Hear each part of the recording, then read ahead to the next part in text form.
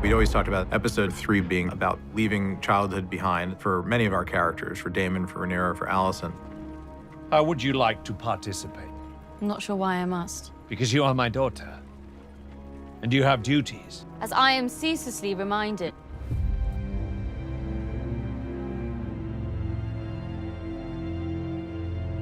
Because of the nature of this story, because it was a generational conflict that was about war, we needed that time to plant those seeds and let them grow, and the only way to do that is to let time pass.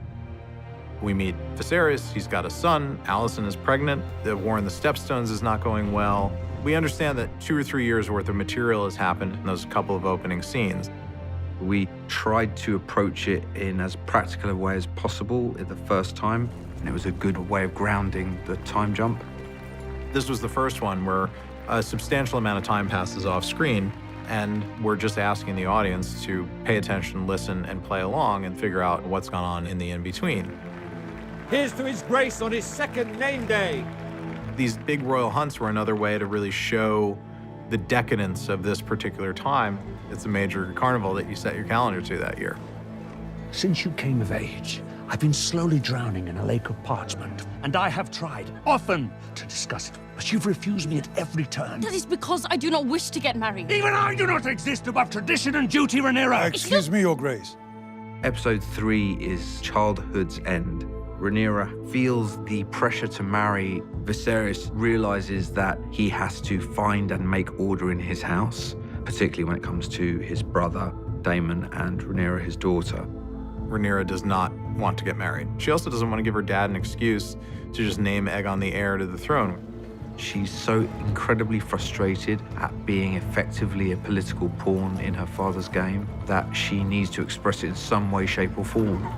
Rhaenyra is very rebellious, angry, and she's hurting more than she lets on.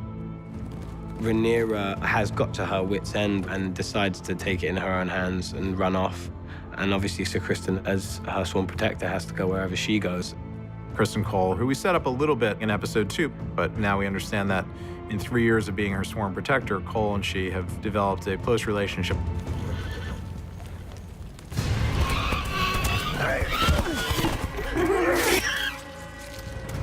Rhaenyra just to suppress a lot of anger, so she kind of just snaps. There's a real catharsis to her killing the boar. You know, how Rhaenyra is treated and boxed out of a man's world. The boar attack is the boiling over of Rhaenyra's frustration in the episode, and she takes out all of her aggressions about everything on the boar, but the whole camp gets pulled pork sandwiches after that. So at least it wasn't all loss. Before the dragons ruled over Westeros, White Hart was the symbol of royalty in these lands. And on this day of all days.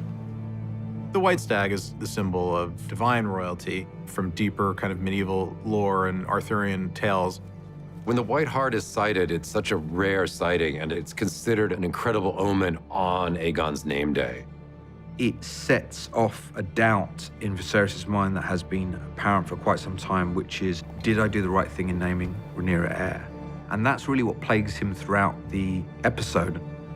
We know that Viserys is kind of prone to mythology and signs and dreams and symbolism, and to have that symbol put in front of him on this day where he's really secretly wondering whether he's made a wrong decision and then be forced to reckon with it on a dramatic level was a really interesting thing for us. So then when it turns out that it's not a white stag, but it's a brown one, his relief is palpable, but also in a funny way, there's disappointment that sometimes these things aren't meant to be. Yeah! We are faltering, and the Triarchy knows it. If King's Landing will not support Daemon, why should any of us? Blood or no, Vaemond, I will not have you stoke mutiny. It's 3 years later, and we see that this war is not going well. The men are fatigued, people are leaving, Daemon's leadership is causing a lot of dissension. When we meet them in episode 3, the war is not going according to plan, and we're not seem to be getting anywhere. Daemon reaches a point where he cannot afford to fail anymore, and now he has to prove himself. Daemon goes to war for his own motives, essentially, because I think he wants to, and regardless of the consequences, because it gets his brother's attention. We wanted to show Daemon's fighting style and his dynamism and his ability to move and think on the run.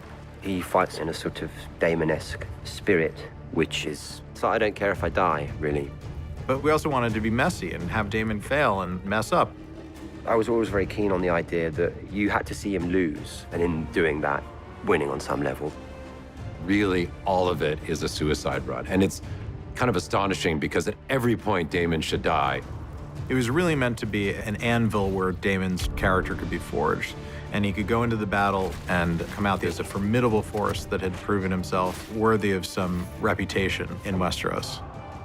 There's no way that story would not have ended with his death if not for the arrival of the cavalry. And that's the thing I like about it, is that he came there to die, and he really meets death in the face and is reborn. I think Matt did great. He was definitely in the war zones when he was doing this sequence. Daemon emerging out of the cave with Crabfeeder's torso is the Daemon that launches off for the rest of the season.